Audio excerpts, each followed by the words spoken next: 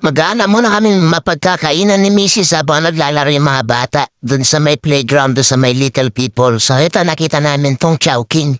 At mukhang masarap dito kumain. Matagal na ako hindi kumakain ng Chowking. Makahigupan na ako ng sabaw ng mami nila.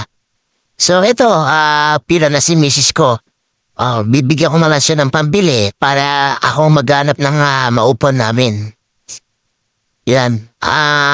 Yung gusto ko dito, yung may palagi yung Laureate. Yung aking kinakain dito. Masarap kasi yan. Yung isang mina nila, ayaw ko yung may chicken.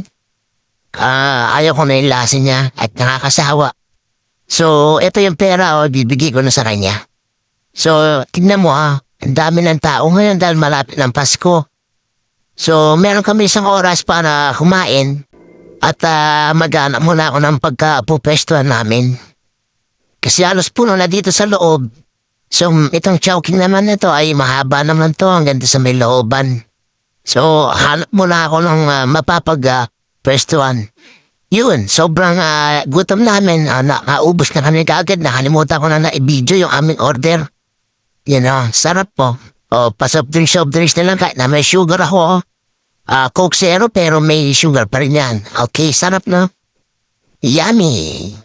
Parang kami yan Parang